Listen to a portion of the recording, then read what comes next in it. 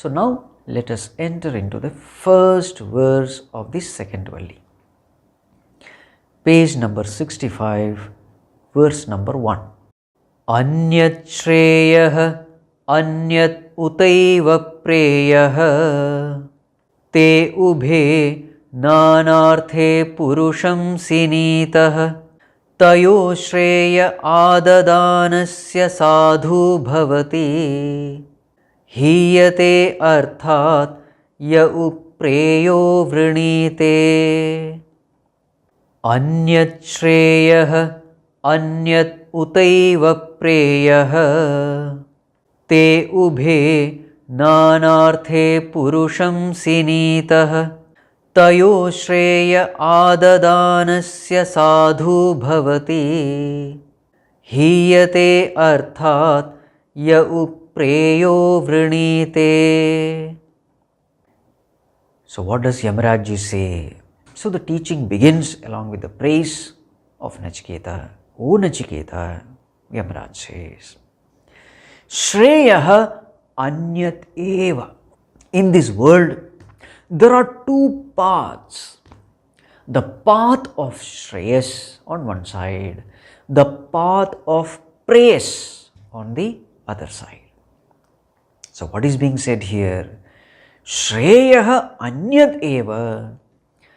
This śreyas is indeed different.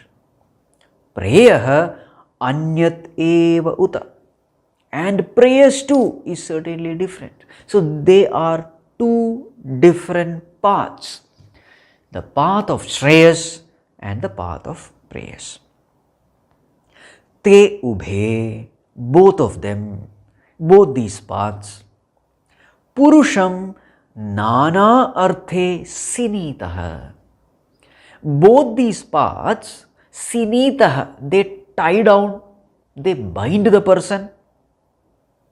Nānārthe, towards different goals, towards different objectives. So these two paths are different and they tie the person to different goals and objectives. Tayoḥ, of the two. Śreya ādadānasya, the one who chooses the path of śreyas. Sādhu bhavati, for him everything good happens, everything auspicious happens. The one who chooses the path of śreyas, everything good happens to him. Yaha ubhe vṛṇīte, the one who chooses the path of preyas. Arthat hīyate, hīyate means he gets deviated, he falls. Falls from where? Arthat, from the supreme goal, from the highest objective. So, what is being said here in this verse? There are two paths, Nachiketa. The path of śreyas and the path of preyas. They are two different paths with two different goals. These paths, they tie the person down to these two paths. Out of this, the one who chooses the path of śreyas, everything auspicious and good happens to him. But the one who chooses the path of preyas, he falls from the highest objective, the highest goal. So now we have to understand what are these two paths, the path of śreyas and the path of preyas.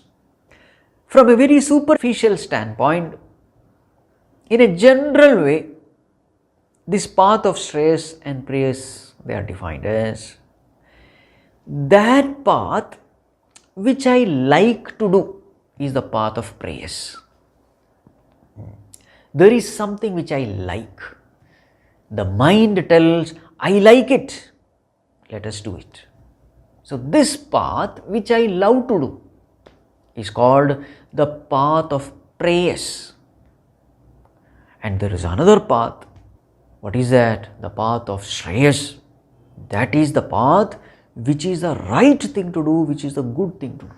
So the intellect says, this is good, let us do it. So the path of the good is called śreyas, and the path of the pleasant is called preyas. The path of the desirable is called śreyas and the path of pleasurable is called preyas. This is a very simple definition. So one is something which our intellect asks us to do. The other is something which our mind asks us to do. Intellect is the faculty which decides based on right and wrong. Mind is the faculty which decides based on likes and dislikes. Intellect says this is the right thing to do, let us do it. Mind says this is what I love to do, let us do it. Right? Two faculties in us asking us to decide based on their choice. Now, how many combinations are possible? So, based on these two, we have 4 combinations. Number 1, that which is good and I love doing it. Intellect says, yes, this is the right thing to do. Mind says, I love it. Both of them, they support doing a thing. What can be the examples? Study of the scriptures. Intellect says, this is the right thing to do. And the mind says, yes, I love it. So then there is no problem with it. There is no tug of war. You love it and that's the right thing. Selfless service. Mind says, I love doing it. Intellect says, that's the right thing to do. Prayer, yoga, pranayama, etc. Intellect says the best things. Mind says, yes, I love it. There is no problem. So, the intellect says this is good. The mind says, I like it. No problem. They agree. Mind and intellect agree. The second option. Intellect says this is not the right thing. Mind also says, I don't like it also. Let us not do it. Smoking, drinking, drugs, etc. That is not the right thing and I don't like it. Again, there is no problem because mind and intellect, they are one. Now the third option. Intellect says this is a good thing, the right thing. Mind says, but I don't like it. For example, discipline in life. Mind doesn't like it, but intellect says this is the right thing. When we are sick, sometimes we will have to take bitter medicines. Intellect says this is the right thing. Only with the medicine you will get cured. Mind says, but I don't like it. So there are situations where the intellect says do it, but the mind doesn't want to do it. Criticisms. Intellect says this is good for you, but mind says I don't like it. So this is the third option. And the fourth option is intellect says this is wrong, don't do it, but the mind says but I love it. A common example given is a junk food. Intellect says this is not good for your health, but the mind says but I love it. Very difficult to control the taste. Finding fault with others. Intellect says don't do it, but the mind loves it. Gossip. Mind loves it, though we know it is wrong. Hearing one's own praise. Intellect says don't do it, but the mind, it loves it. So these are the 4 combinations. Now, in those combinations where mind doesn't agree with the intellect, the last 2 ones, something is good but I don't like it, something is bad but I like it. In such cases, there is a tug of war. We really find it difficult. Mind is pulling us in one direction. The intellect is pulling us in another direction. The mind is pulling us towards preyas. The intellect is pulling us towards śreyas. Now there is a struggle. And who will win in this struggle? The one who is stronger will win. Now we have 2 options. All the time listen to intellect and live life, or all the time listen to this mind, follow the path of preyas and live life. So what happens? So this verse says, śreya ādadānasya sādhu bhavati. A person who listens to the intellect and follows the path of śreyas, everything good, noble and auspicious will happen to that person. What about the other person? hīyate'rthādya. He will destroy himself. And this is true. A person who constantly listens to his intellect, in such a person the intellect becomes stronger and stronger. The mind becomes weaker and weaker, and a time comes when whatever is right, I start loving doing it. So we can say mind and intellect becomes one. Integrated. So such a personality is called integrated personality. So what is integrated personality? You love doing what is right. The mind, intellect becoming one. So you start enjoying the path of śreyas. You love walking the path of śreyas. But what happens when we constantly listen to our mind and walk the path of preyas? In such a person, mind becomes strong, intellect becomes weak, and such a person will have a terrible mind, indisciplined mind, uncontrolled mind, untamed mind, impure mind, and such a mind becomes our worst enemy. So such a person destroys himself. So all these drunkards and chain smokers and drug addicts, they all fall under this category. Right. Now this is a general meaning, but now since we are studying Upanishad, we have to go for a little deeper meaning.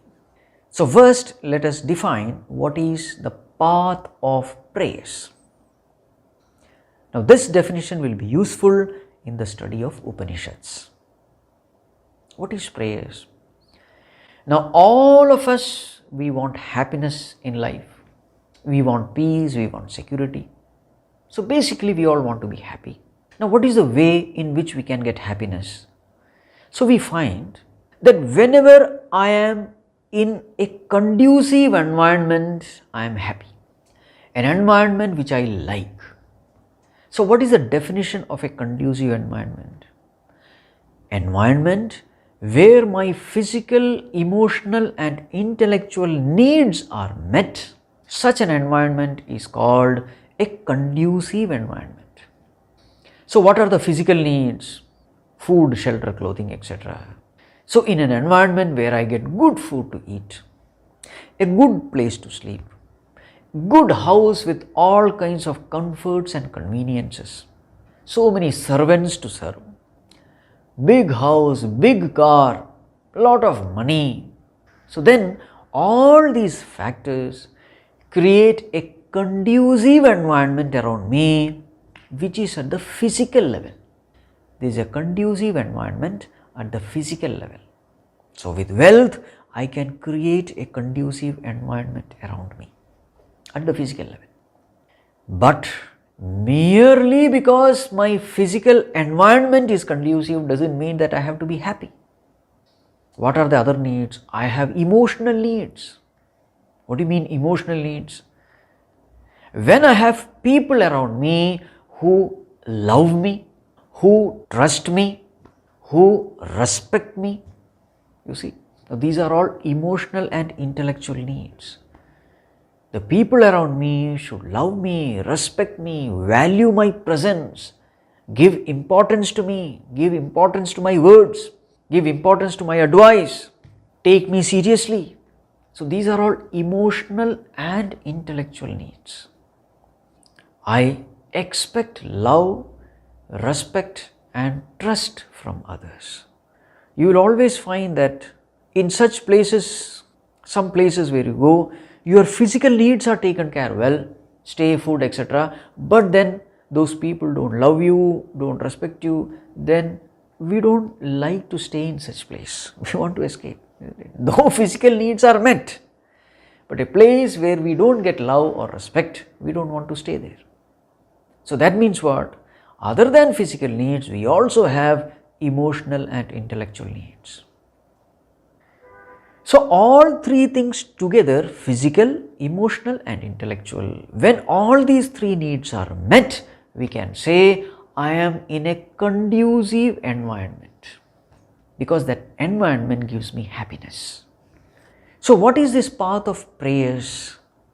In this path of preyas, you put forth effort in order to create a conducive environment around you. So what does a preyarthi do? The one who seeks preyas is called preyarthi. What will he do? In which direction will be his efforts?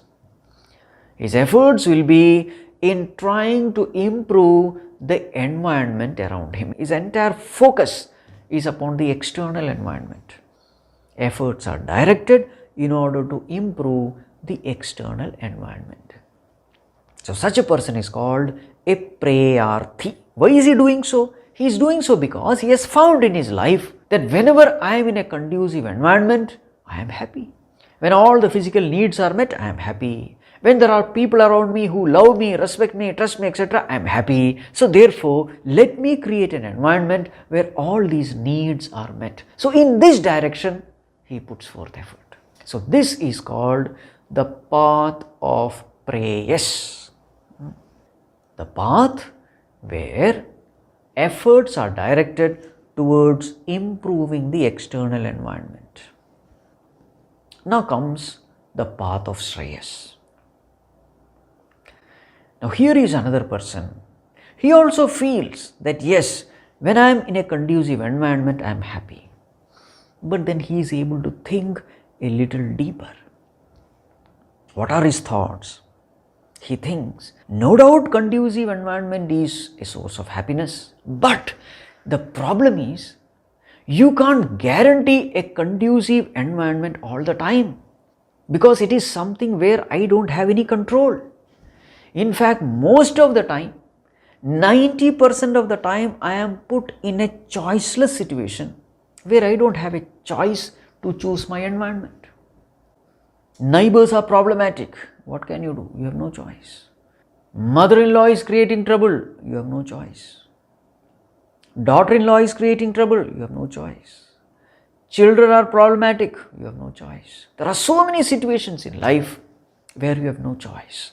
So therefore, this person thinks, depending upon the external environment for happiness may not work always, because external environment is not in our control.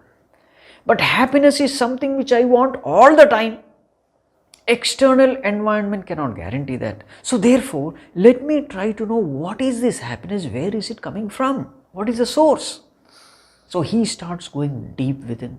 He introspects into the science of happiness, the source of happiness, so that he can control happiness, so that he can always be happy. So then he finds that happiness has something to do with peace of mind. When the mind is peaceful, I am happy irrespective of my external environment. When my mind is miserable, disturbed, I am miserable irrespective of my external environment. So therefore, the conclusion is, it is the state of mind which decides happiness.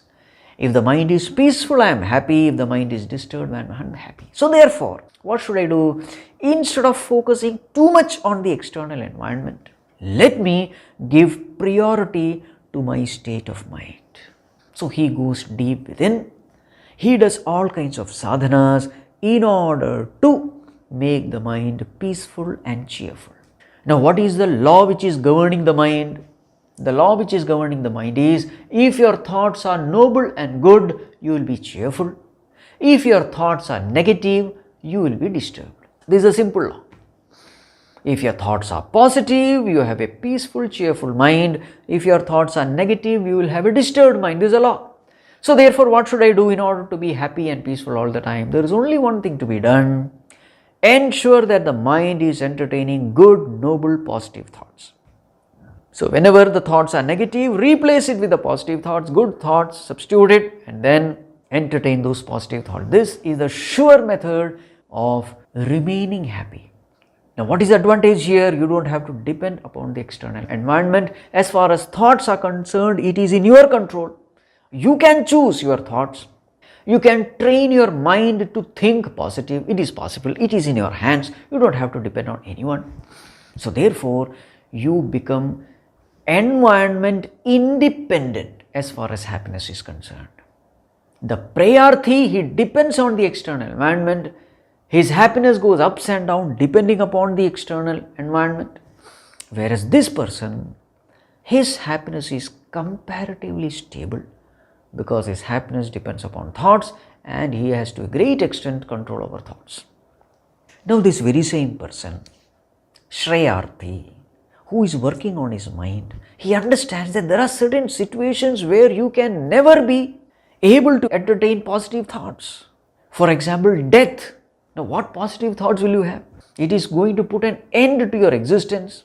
It is going to take away everything from you. How can you consider that as positive? Old age, disease, how can you consider that as positive? So therefore, he goes deeper into the knowledge of right living. And then he finds that there is only one way in which I can attain true happiness, and that is by knowing myself. So such a person who is a seeker of truth, who is a seeker of happiness, such a person stumbles upon self-knowledge, the knowledge of the self, and he comes to know that I am Satchit Ananda Swarupa, I am not this physical body. I am the witnessing consciousness of this body. And what is the nature of this consciousness? It is Sat, existence. Chit, consciousness. Anand, blissful. So therefore, I don't have to depend on my BMI for my happiness. My nature is bliss. So what I have to do is just abide in the self. This is all what I need to do. Whatever I am seeking in life, peace, security, happiness, etc., everything is already available in the self. So therefore, solution to all problems of my life is abidance in the self. This is where he finally ends. So such a person who works upon himself, who tries to improve his mind, who tries to gain the knowledge of the self, who tries to find peace and solace in the self, such a person is called śreyarthi. And this path is called the path of śreyas. Now please understand the two paths. The path of preyas, I try to find happiness by improving the external environment, by creating a conducive environment around me. This is the direction of effort of a preyarthi. What about śreyarthi? He is not very much involved in creating a conducive environment. He goes within and then he tries to abide in the self. So, in the path of preyas, the effort is put in the external environment. In the path of śreyas, you put forth effort within.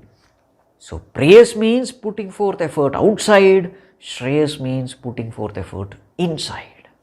Preyas means transforming the external environment, śreyas means self-transformation, transforming the self. Preyas means making the world the goal of life. Śreyas means making God the goal of life. So, a preyarthi makes God a means and world the end, the goal. So for a preyarthi, world is the goal, God is only a means to achieve the world. For a preyarthi, world is the goal. So such a bhakta is normally called as a ādadānasya bhakta. He goes to God for what? Not for the sake of God. He goes to God so that he can fulfill his desires of the world. So such a person is called a preyarthi. What about śreyarthi? For him, world is the means. You have to live in this world. There are needs to be fulfilled. Fine, he will be fulfilling all these needs, but his goal is not the world. His goal is God. Such a person is called a mumukshu or jitnyasu. So path of śreyas, path of preyas. Sometimes path of preyas is called pravritti marga. Then path of śreyas is called nivritti marga. Sometimes path of preyas is called karma kanda. Then path of śreyas is called jnana kanda. There are the two sections in the Vedas. Jnana kanda, karma kanda. So karma kanda, entire karma kanda, all these rituals, they are nothing but the path leading to preyas.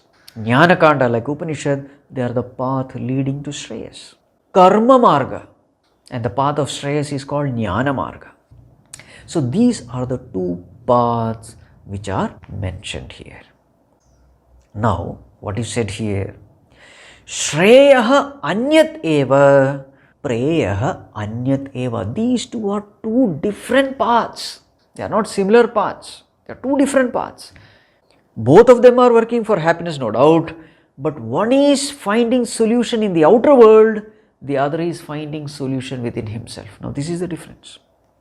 So there are two different paths with two different goals. Śreya anyacchreyo'nyadutaiva, Preya anyacchreyo'nyadutaiva, both of them are different. Te ubhe, both of them. Puruṣaṃ nānārthe sinītaḥ. Both of them bind the person. Sinītaḥ means binding. Both of them bind. Now what do you mean both of them bind? Both of them bind means even a person who is following the path of preyas, a materialistic person who is seeking materialistic success. Now see, he is also bound. Means what? What it means is, he will also have to practice discipline. He will also have to concentrate his mind. He will also have to work hard.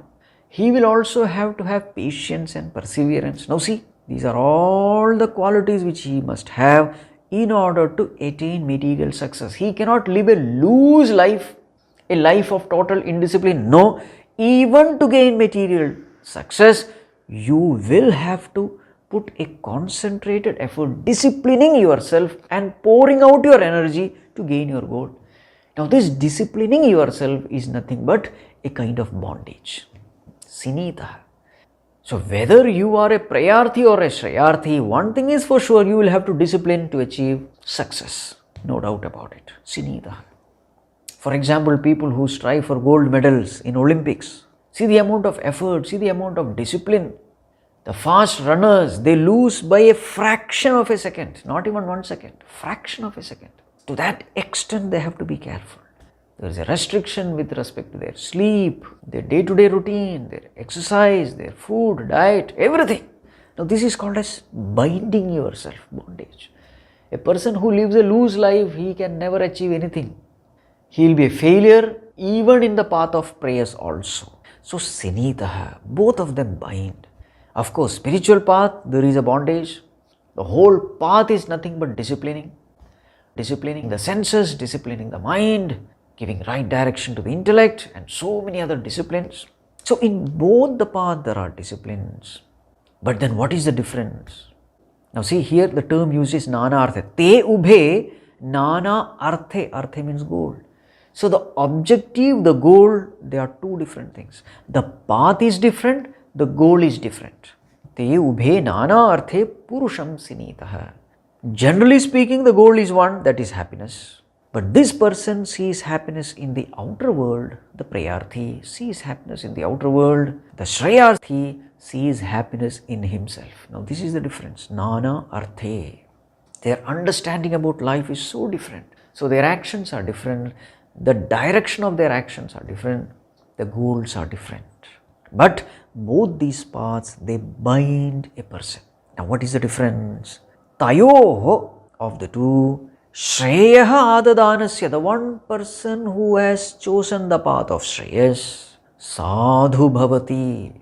The person who has chosen the path of śreyas, everything good and auspicious happens to him. Now this is very interesting. The scriptures are full of do's and don'ts. Do's and don'ts are nothing but bondage. You are not free to do whatever you want to do. So it is nothing but bondage. Now see, the spiritual bondage finally leads you to freedom. This is a very interesting thing. It may appear bondage in the beginning, but later on, what is the blessing of this bondage? It gives you freedom. Now this is called a sadhu. What do you mean? Freedom. So in the beginning, so many do's and don'ts are there. You'll have to do all that. You'll have to do sadhana regularly, strictly.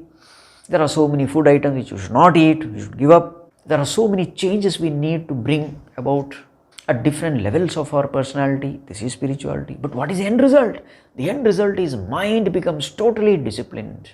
The mind becomes free from all kinds of vasanas, from all kinds of addictions, from all kinds of compulsions, from all kinds of negativities like kama, krodha, raga, dvesha, ahankara, mamakara. You see? So when I follow these disciplines of spiritual life, what happens is the mind becomes free from all kinds of negativities, and such a mind becomes a disciplined mind, peaceful mind, cheerful mind, a tamed mind. So what is it? It is nothing but freedom.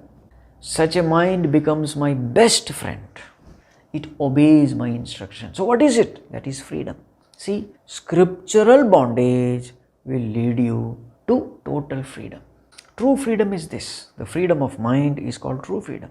What about the worldly freedom? So here is a person who says, I will do whatever I want to do. I believe in freedom. I don't believe in bondage. I will do whatever I want to do. This is called as worldly freedom. So he drinks and smokes and everything. And what is the end result? Chain smoker, drunkard, drug addict. What is that? It is nothing but bondage. You see, worldly freedom leads you to bondage. Spiritual bondage leads you to freedom. See the difference. Sreya ādadānasya sādhu bhavati. The one who chooses the path of śreyas. What happens to him? Sādhu bhavati. Everything good and noble happens to him. When he follows the path of scriptures, the mind becomes a cheerful mind, a virtuous mind. And with that mind you do sadhana. Such a sattvic mind when you do sadhana. Finally you gain abidance in the self. You experience that infinite bliss of the self. And what happens after that? You are liberated from birth-death cycle. Now this liberation from birth-death cycle is the ultimate sadhu that can happen. Sadhu means good, noble. What is the ultimate good that can happen to us? The ultimate good is liberation from birth-death cycle. So the person who follows the path of śreyas attains that goal. What about the other person, the one who follows the path of preyas? Hīyate'rthādya. He gets bound by this world and is caught up in this samsara, in this birth-death cycle. So he gets deviated. Path of preyas, path of śreyas. One is the path where you try to find happiness in the outer world. The other is the path where you try to find happiness within. Are we following the path of śreyas or preyas? We have to do self-analysis. In different situations, we will have to check ourselves. Suppose a person shouts at you, abuses you. Naturally, you will be hurt. After being hurt, what is your reaction to that situation? If I am a prayarthi, I will say, that person shouted at me. So therefore, I am disturbed because of him. So therefore, from tomorrow onwards, I am not going to talk to him. I will cut off all relationship from him. I don't want him. May he suffer. I will curse also that person. Now this is the way of a prayarthi. So what is his understanding? I am hurt because of him. He abused me, therefore I am hurt. So who is responsible? He is responsible. Now see, prayarthi will always point fingers towards the external surrounding, towards the external world. Now the very same situation, if it is a shreyarthi, what will he say? He is also hurt because somebody has shouted at him. Now what will be his way of thinking? Now he is a person who has the knowledge of the scriptures. So his thinking will have that flavor of scriptural direction, scriptural thinking. So he will say, I am hurt. Who is responsible? It appears as though he is responsible, but he is not the one who is responsible. It is my own ego which is the cause of this hurt.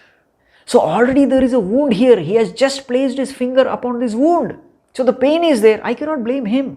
It is my own exaggerated ego which was deflated by his piercing through his abusive words. So it is my own ego which is giving me pain. So therefore, what will be his attitude? He will thank that person mentally. Thank you very much for making me aware of my imperfections.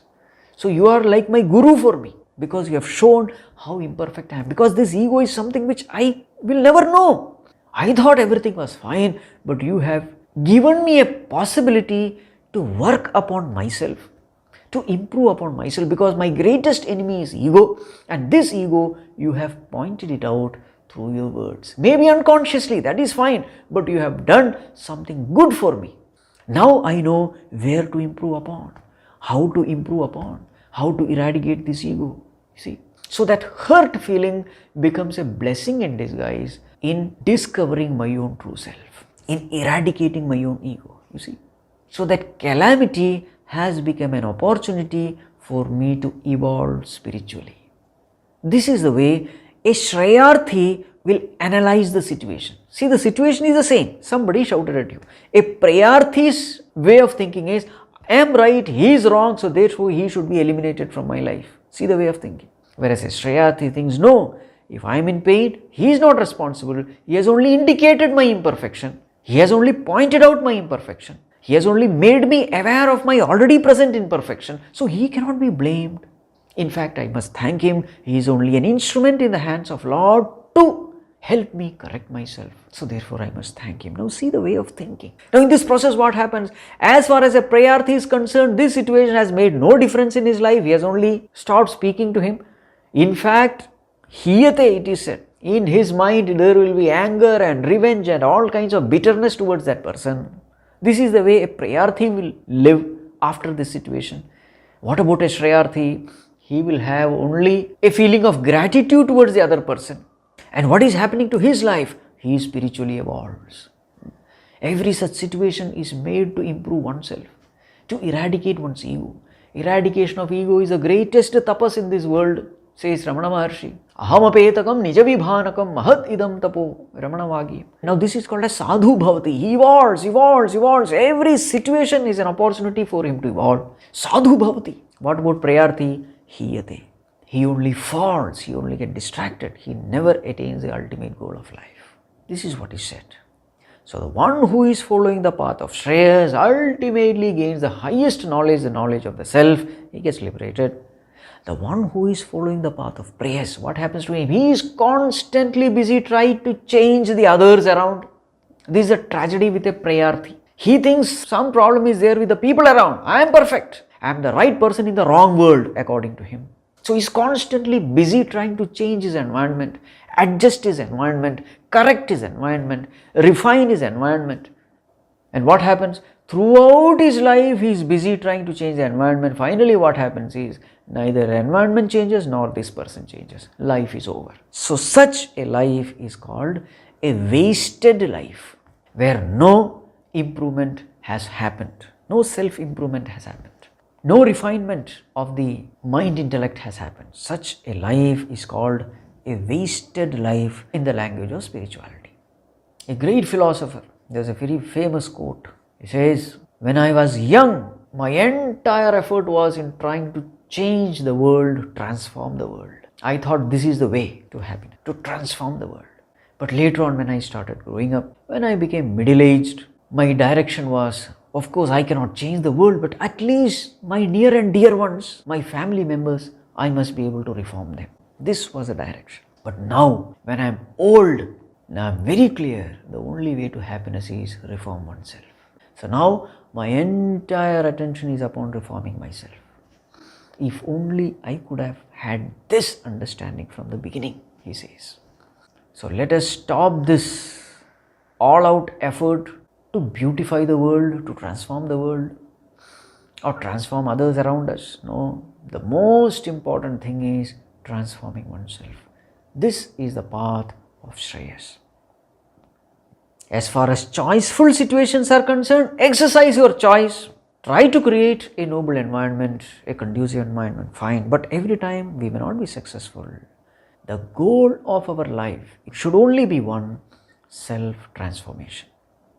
Someone asked Mahatma Gandhi, Bapuji, you are struggling for this freedom struggle, the independence of India.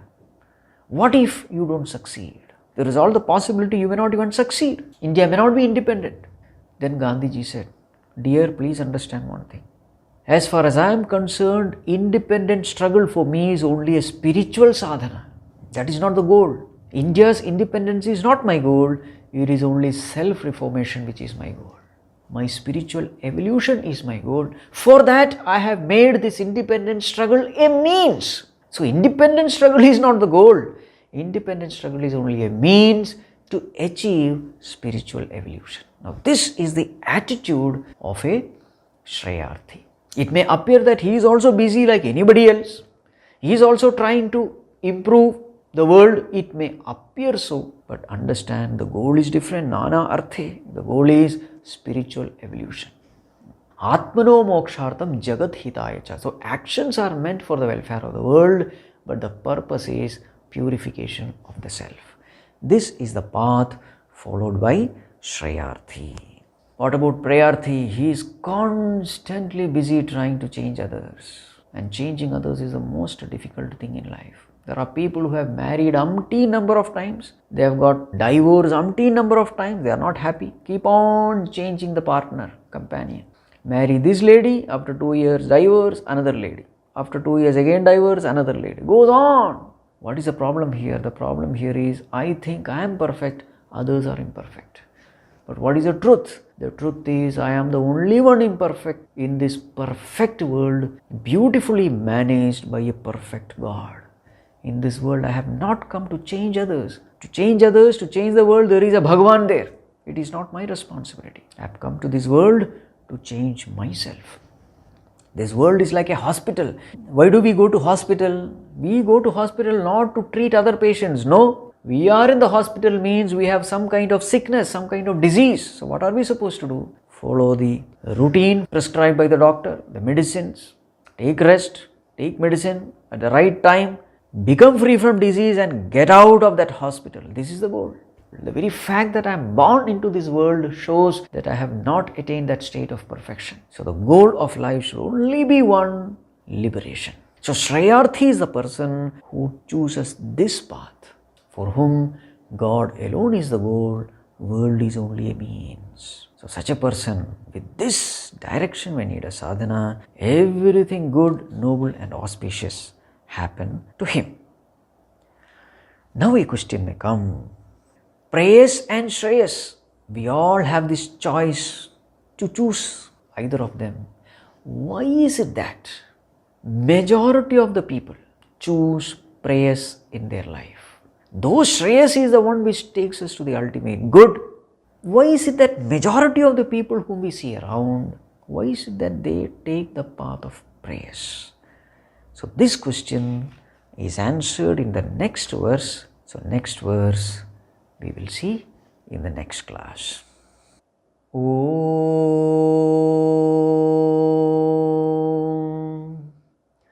Sarve bhavantu sukhinah, Sarve santu niramayah, Sarve bhadrani pashyantu, Ma kaschit dukkha bhag bhavet.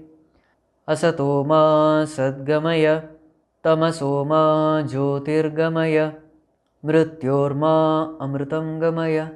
Om Shanti Shanti Shanti. Harihi Om Shri Gurubhyo Namaha. Harihi Om.